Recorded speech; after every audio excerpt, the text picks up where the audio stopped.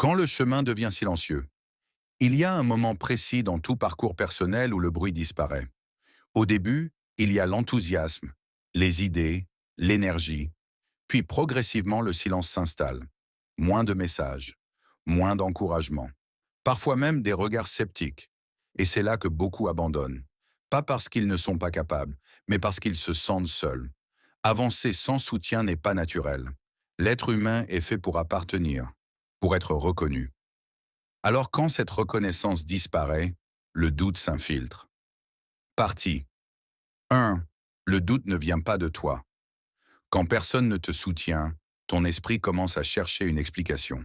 Et très souvent, il se retourne contre toi. Tu te dis que tu n'es peut-être pas légitime, que ton projet est peut-être inutile, que si personne ne t'encourage, c'est qu'il n'y a rien à encourager. Mais le doute ne prouve jamais que tu es sur le mauvais chemin. Il prouve simplement que tu es sorti de ta zone de confort. Les chemins évidents attirent toujours du monde.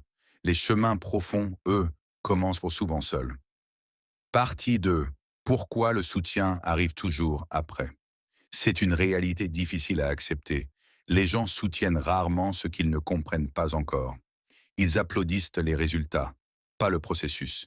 Ils admirent la constance une fois qu'elle a porté ses fruits, pas pendant les périodes invisibles. Alors si aujourd'hui tu avances sans soutien, ce n'est pas parce que tu es en retard, c'est parce que tu es en avance sur ta propre transformation. Partie 3. La confusion entre motivation et constance.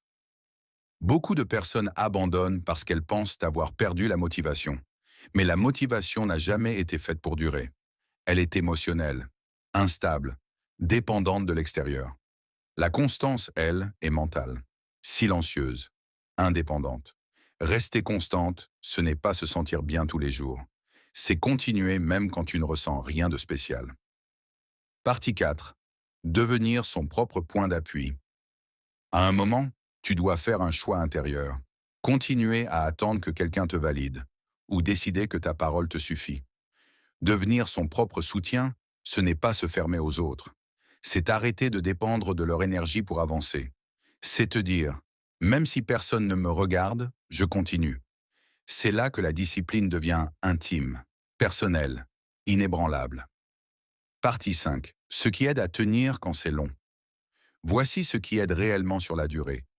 Normaliser les périodes lentes. Tout ne doit pas être intense pour être utile. Créer des repères internes. Des routines simples, presque ennuyeuses, mais stables. Arrêter de mesurer ta valeur aux réactions. Les réactions sont imprévisibles. Ta cohérence, non. Te rappeler que la constance est cumulative.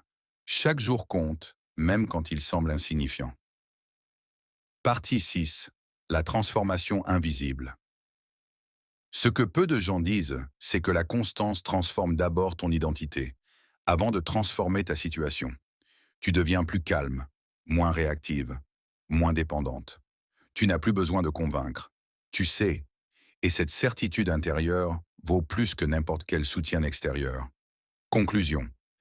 Si tu avances seul, continue. Si aujourd'hui tu avances seul, ne te précipite pas pour combler ce vide. Utilise-le. Le silence construit la clarté. La constance construit la confiance. Et la confiance construit tout le reste. Continue, même doucement, même sans encouragement. Parce que ce que tu construis dans le silence te portera quand le bruit reviendra.